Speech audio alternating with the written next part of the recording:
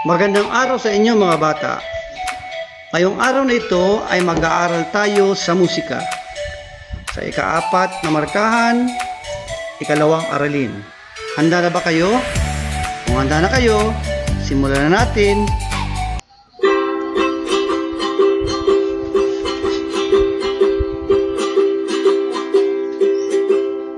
Magandang araw sa inyo mga bata. Tayo ay mag-aaral ngayon sa musika, sining at iba pa. Susubukan din natin ang gawaing kalusugan, isabay na din ang gawaing pangkatawan. Nang tayo ay sumigla, tayo nang mag-aral at matuto. Sundan ang gabay ng guro nyo. Huwag mag-alala o mag-alilangan, ang pandemya ay ating lalabanan. Magandang araw sa inyong mga bata. Tayo ay mag-aaral ngayon sa musika, sining at iba pa. Susubukan din natin ang gawaing kalusugan, isabay na din ang gawaing pangkatawan.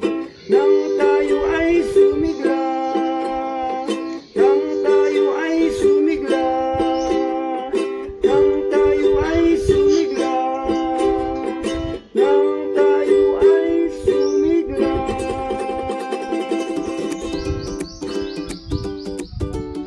Okay, bilang pagsisimula ng ating aralin ay magkakaroon muna tayo ng pagsasanay na tinatawag na rhythmic. Ano po?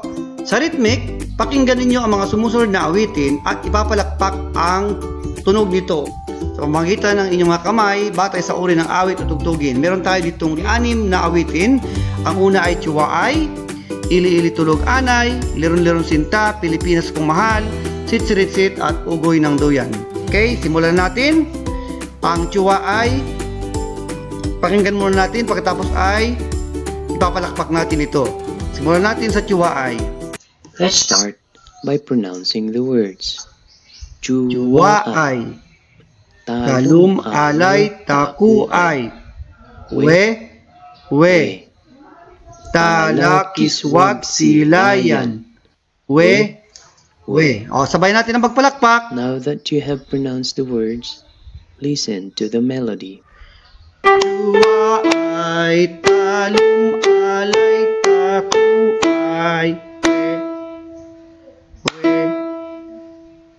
Talakiswag Silayan, We. Isunod natin ang Ili-ili Tulog Anay. Okay, pakinggan nyo muna ang awit. Tulog anay, wala diri. Ganyan lang siya kabagal. Ano po? Katotienda, bakal papay, ili-ili tulog. Okay, balikan natin. Ipalakpak natin ha. Ili-ili tulog anay, wala diri imong nanay. Katotienda, bakal papay, ili-ili tulog anay. Okay, subukan natin ang Liron-liron Sinta.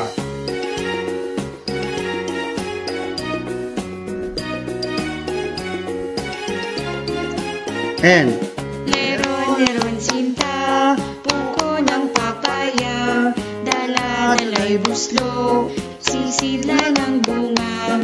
Pagdating sa duloy, nabali ang sanga, kapos kapalaran, umanap ng iba. okay, sunod, subukan natin itong Pilipinas Kong Mahal. Sabay ng palakpak.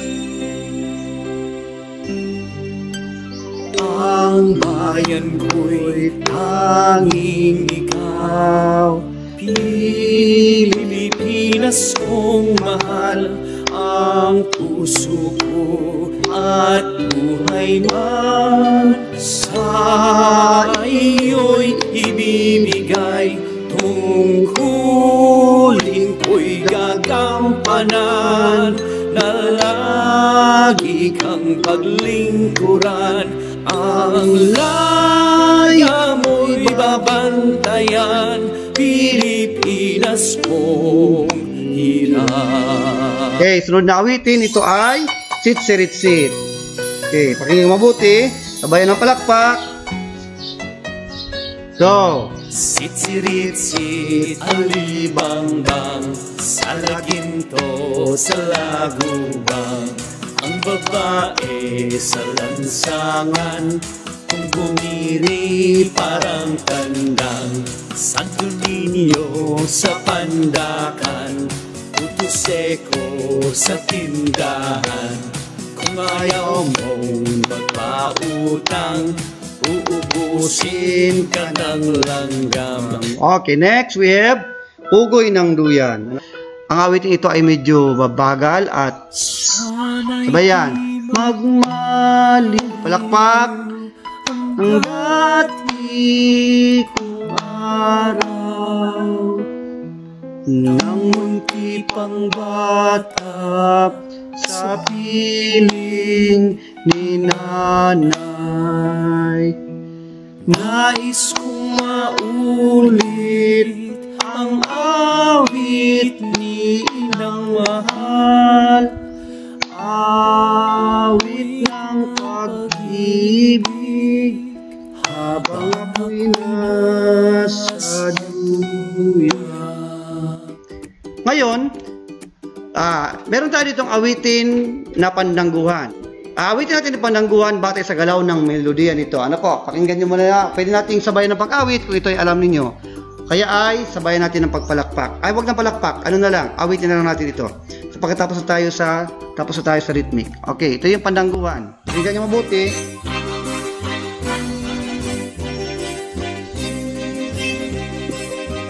Sabayan ko ng pag-awit.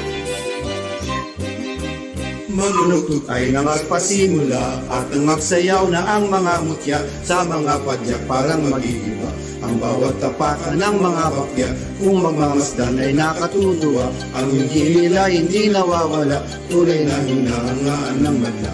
Ang sayaw nitong ating inang bansa.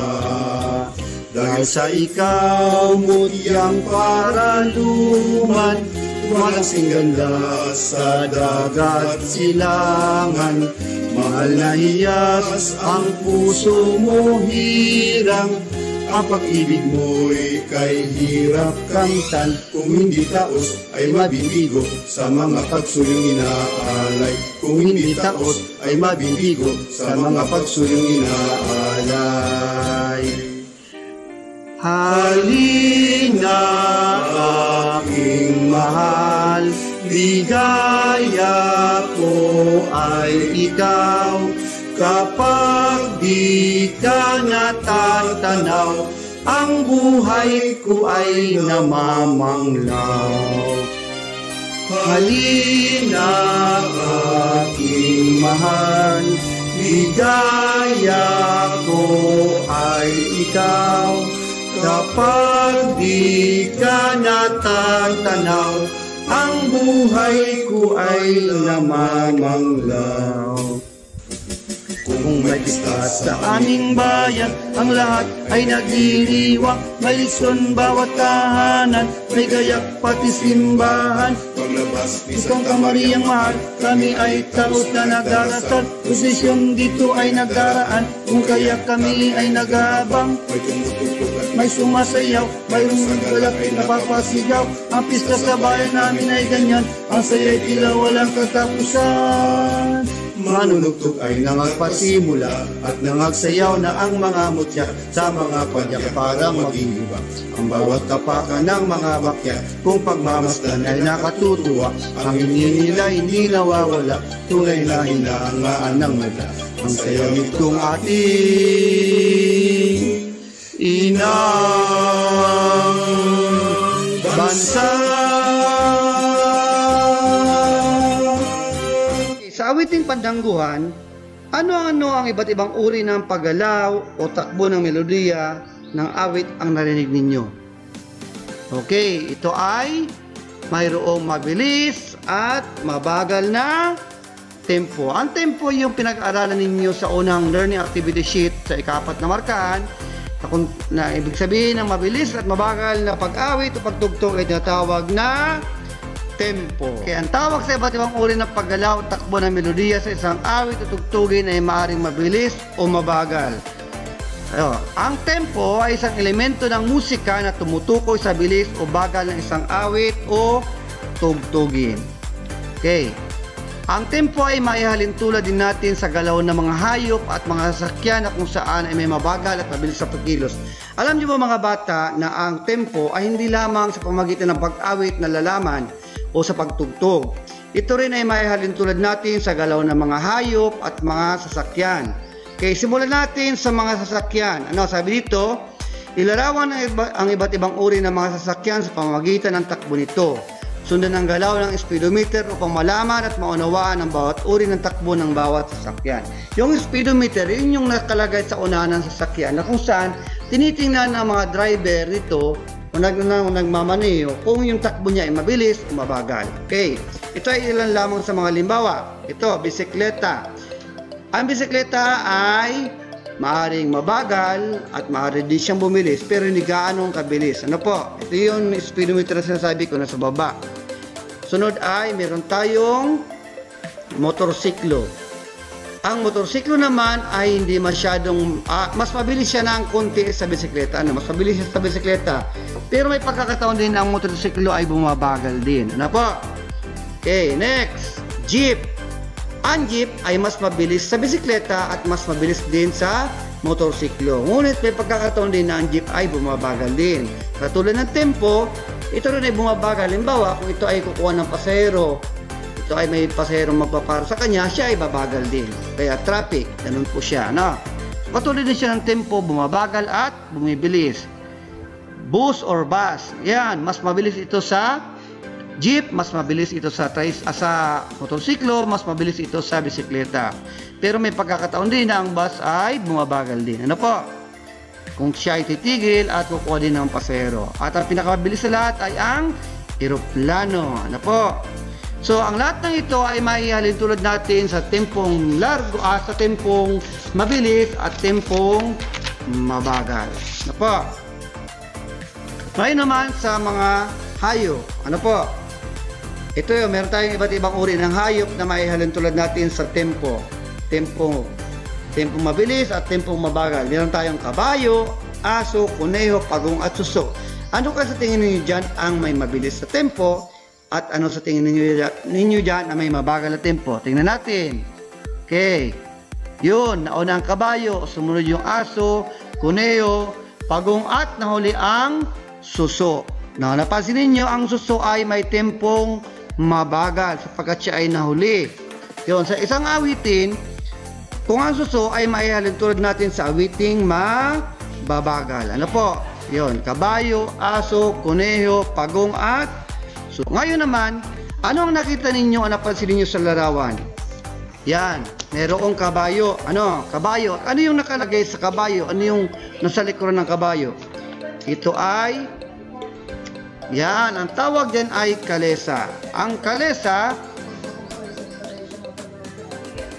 kalesa ay inilalagay sa kabayo. Ano po? Noong mga panahon, ang kalesa ay ginagamit sa pamayanang rural. Pag sinabing pamayanang rural, ito yung mga baryo-baryo. Ano po? Yung mga uri ng kanilang sasakyan ay kalesa.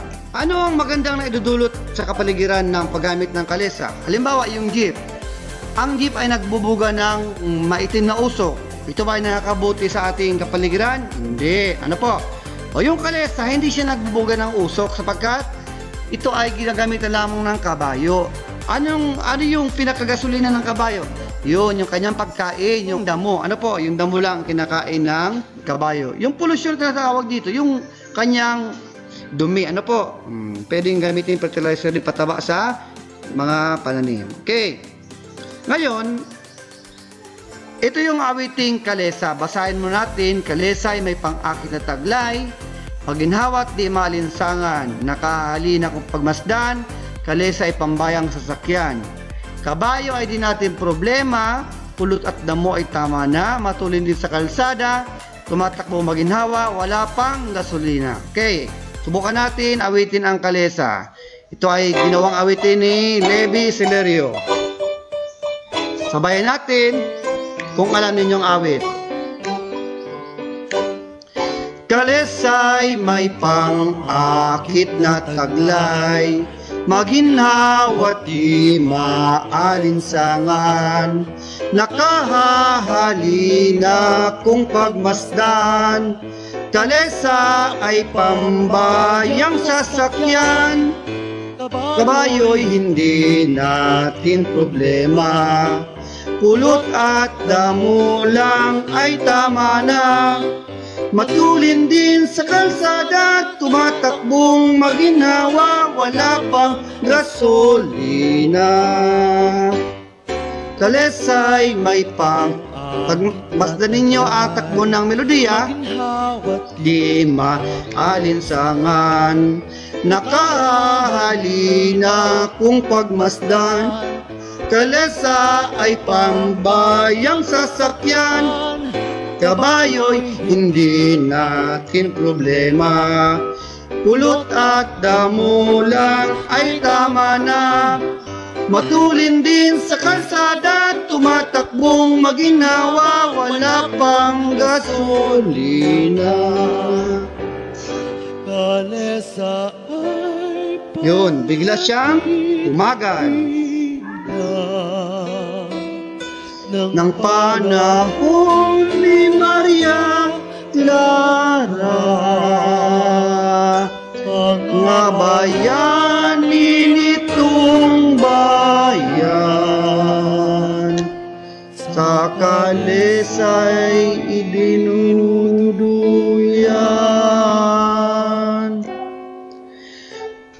Kalesa'y nakakaaliw, lalo na kung gumagabi, at kung kasama ko ang aking giliw, nangangalesa na kami. Kalesa'y may pang-akit na taglay, maginhawa't di maalinsangan, nakahahalina kung pagmasdan. Kalesa ay pambayang sasakyan, kabayo'y hindi natin problema, pulot at damo lang ay tama na. Matulin din sa kalsada, tumatakbong maginhawa, wala pang gasolina. Matulin din sa kalsada, tumatakbo't maginhawa, wala pang gasolina. Matulin din sa kalsada, tumatakbo't maginhawa, wala pang gasolina.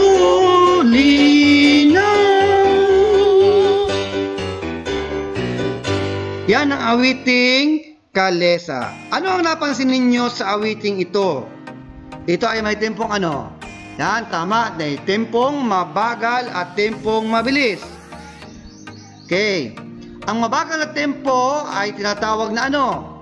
Ang tawag sa kanya ay tempong largo, at ang mabilis na tempo ay tinatawag naman na presto. Okay, tandaan.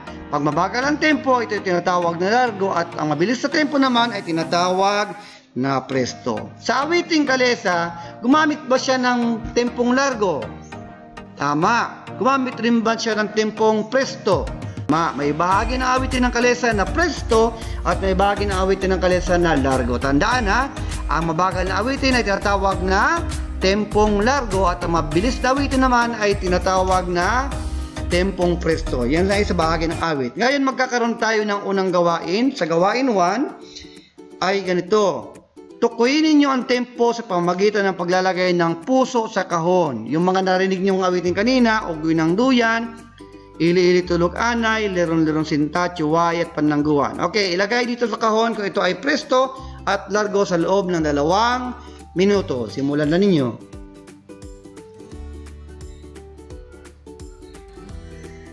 Tapos na ba?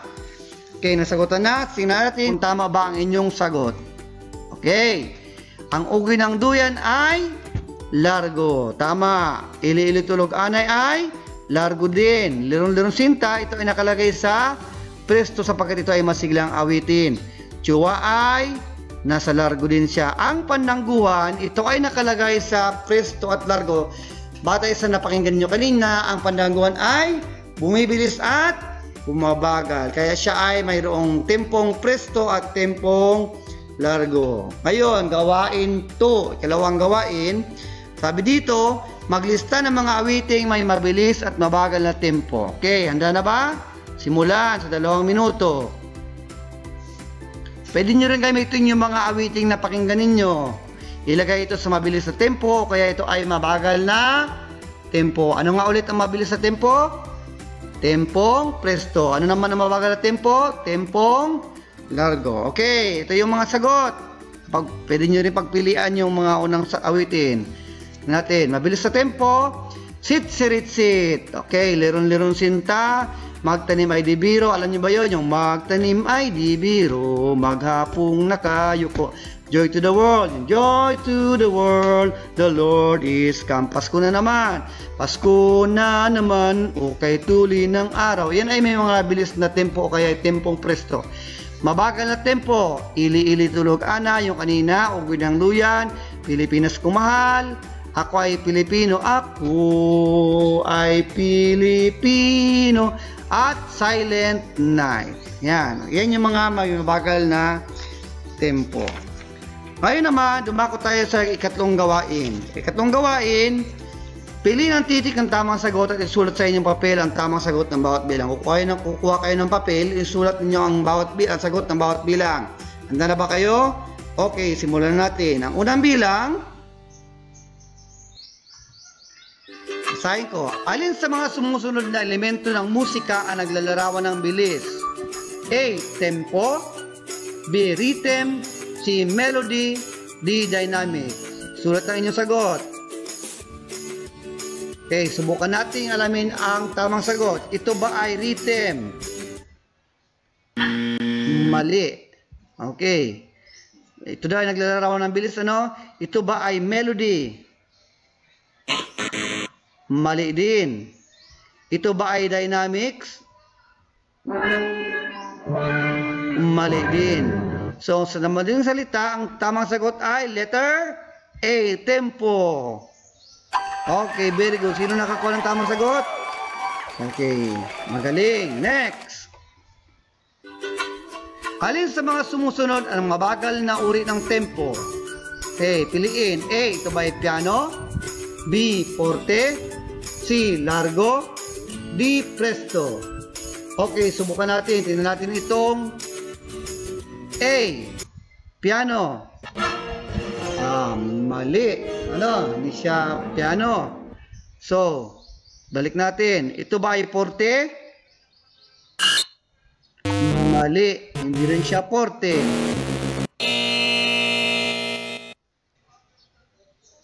Okay.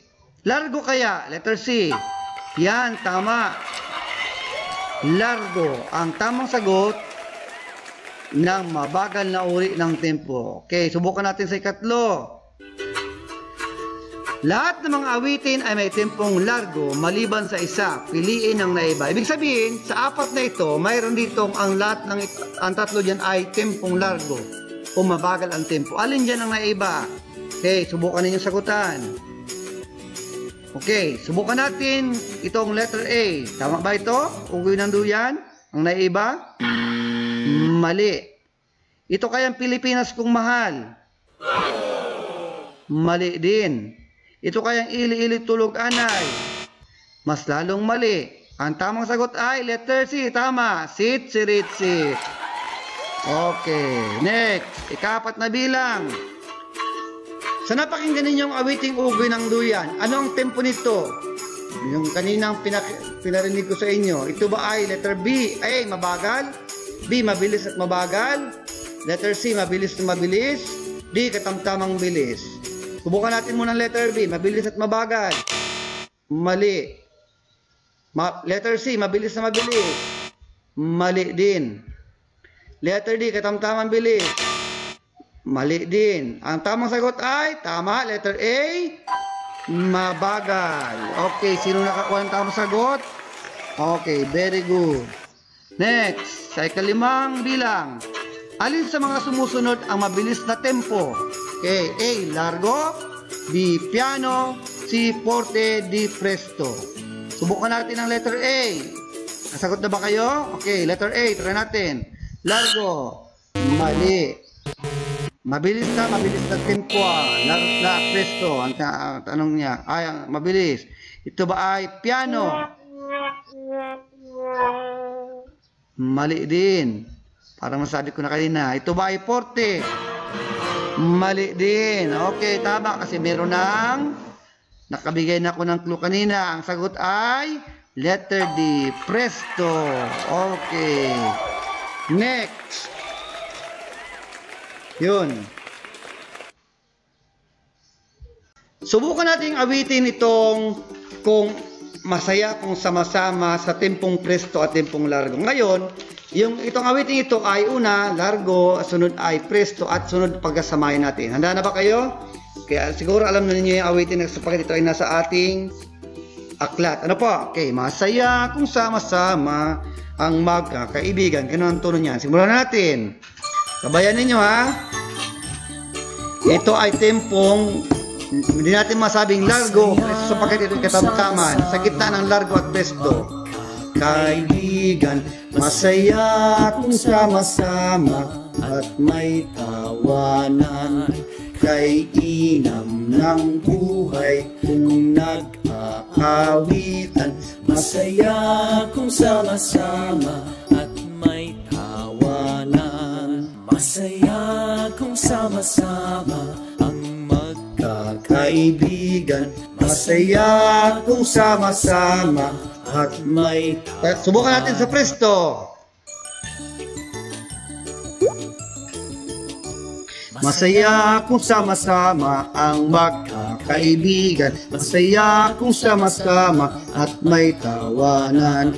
Kay inam ng buhay kung nag-aawitan. Masaya kung sama-sama at may tawanan. Masaya kung sama-sama ang magkakaibigan. Masaya kung sama-sama at may tawanan. Paghaluin natin ang presto at largo. Pakinggan mabuti, largo muna. Masaya kung sama-sama ang magkakaibigan. Masaya kung sama-sama at may presto. Kay inam ng buhay kung nag-aawitan. Masaya kung sama-sama at may largo. Masaya kung sama-sama ang magkakaibigan. Masaya kung sama-sama at may tawa. Presto! Ay inam ng buhay nag-aawitan. Masaya kung sama-sama at may tawanan. Naunawaan ba ninyo ang ibig sabihin ng mabagal at mabilis sa tempo?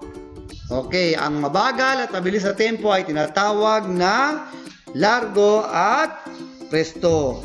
Ang tempo mga bata ay maaari din nating maiugnay sa ating mga nararamdaman. Halimbawa, katulad ng masaya. Ito ay maihalin tulad natin sa tempong presto. Malungkot naman, kung malungkot ang isang tao ay maihalin tulad natin sa tempong largo. Na po, kasi pag masaya, halimbawa, naglalaro kayo, nagtatakbuhan, masaya, mabilis yun.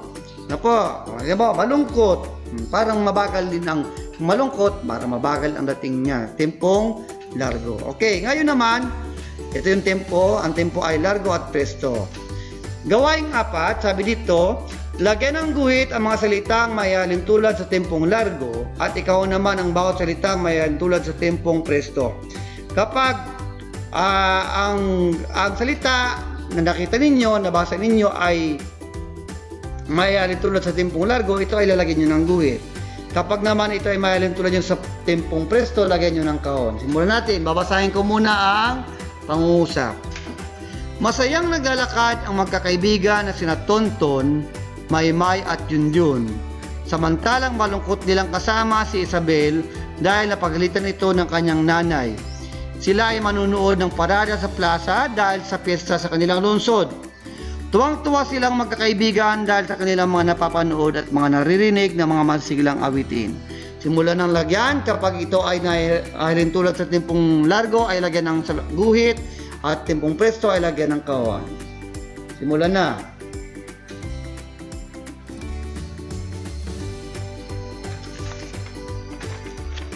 Okay. Pakita natin ang tamang sagot. Okay, masaya. Ito ay may halintulad sa tempong presto. Tama. Parada sa plaza. Presto. Tama din. Fiesta. Tama din. Tuwang-tuwa. Tama din. Masisiglang awitin. Tama din. Sino nakakuha ng tamang sagot? Okay, magaling. Bakit wala tayong largo? Meron ba? Meron. Ito, yung malungkot. Okay, ang lahat ng iyan, yung mga nararamdaman natin ay maihalintulad din natin sa tempong largo at tempong presto. Okay, tanong, anong uri ng tempo ang pampatulog sa bata? Ito ba ay tempong largo o tempong presto? Tama, ito ay tempong largo. Sapagkat hindi naman pwedeng pampatulog sa bata ay mabilis ang awitin, hindi makakatulog ang bata noon. Dapat yung mabagal lang, malumanay, parang pampatulog talaga ng bata, tulad nung ili-ili tulog anay at ugoy ng luyan. Okay, number 2, ikalawa, anong uri ng tempo naman ang mga awiting pang-festival? Yung mga kasayahan. Okay, tama, ito ay tempong presto, dapat mabilis. Next, ikatlo, anong uri naman ang tempo sa araw ng libing ng patay? Wala ka naman araw ng libing ng patay ay mabilis ang mga awitin o tugtugin. Tama, ito ay tempong largo. Dapat mabagal lang. Ikapat, anong uri ng tempo naman kapag mayroong parada tuwing piyesta? O piyesta, masaya yun. Dapat ito ay tempong presto. Tama, tempong presto. Ngayon, sa ikalimang bilang, sa panahon ng pandemya, paano natin maihalin tulad ang tempong largo at presto? Meron na ditong ginawang isang maikling pangungusap. Alamin nyo lang ang salitang maiugnay natin sa tempong largo at presto. Okay, halimbawa ito, huminaw na tuwag matarantak kung nalaman mo na ikaw ay positibo sa COVID-19. Bagkus ay alamin ang mga paraan at mga dapat sundin upang ikaw ay gumaling kaagad. Alin sa mga salita dito ang maihalin tulad natin sa tempong largo o presto? Okay, tama, magaling. Itong salitang huminahon. Anong tempo yan? Kung sa tempo ito, tempong largo, tama. Sapagkat ang huminahon ay katulad na salitang dahan-dahan o magdahan-dahan. Pagdahan-dahan, mabagal yun. Ano po? Sunod, mabilis na aksyon ng lokal na pamahalaan sa pagbibigay ng bakuna at pagsugpo sa pandemya. Tama din. Ito ay ang salitang mabilis na aksyon. Ito ay may tempong, tama, ito ay tempong presto sapagkat sa salitang mabilis. Ano po? Ngayon, ano nga tawag sa mabilis na tempo at mabagal na tempo?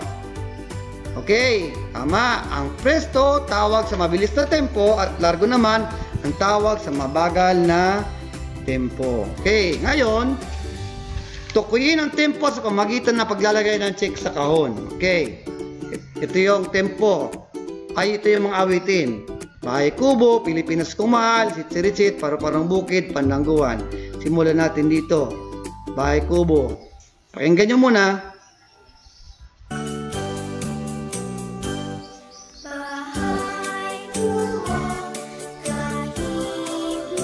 Yan.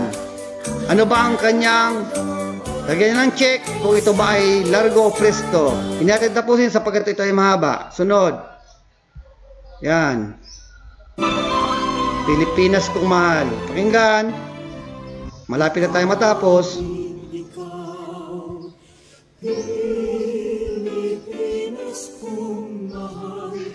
Okay, pangatlo. Pakinggan ito pangatlo. Sitsiritsit. Ito ba ay largo? Ito ba ay presto? Lagyan ng check ang kahon.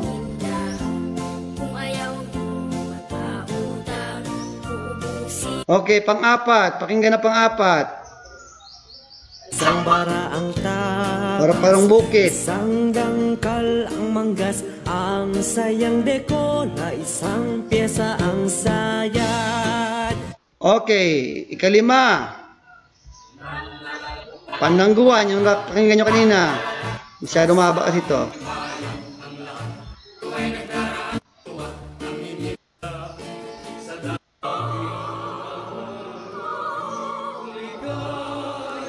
Okay. Tapos na ang sagutan. Pakinggan at tingnan natin kung ano yung tamang sagot. Ito yung tamang sagot. Ang bahay kubo ay Largo, Pilipinas Kumahal Largo, Sitsit, Presto. Ang paru-parong bukid at padangguan ay maaari natin may-ugnaay sa Largo at Presto sapagkat ito ay minsan mabilis, minsan din ay mabagal. Okay, ngayon, karagdagang gawain, pag-aralan ng awiting Bohemian Rhapsody ng The Queen at isusulat nyo ang bahagi ng awit na may tempong Presto. Ito yung link ng YouTube. Pakinggan nyo muna itong bahagi ng Bohemian Rhapsody.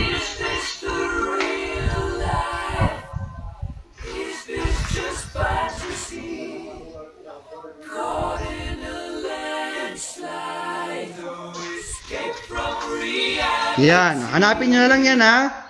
Okay, next. Okay. Pagninilay, sa ating pagninilay, ang aralin ito ay tumatalakay sa bagal o bilis ng mga dali ng melodiya ng isang awit at tugtugin na tinatawag nating tempong largo at tempong presto. At dyan nagtatapos mga bata ang ating aralin at magkita-kita ulit tayo sa susunod na aralin ng musika. Paalam!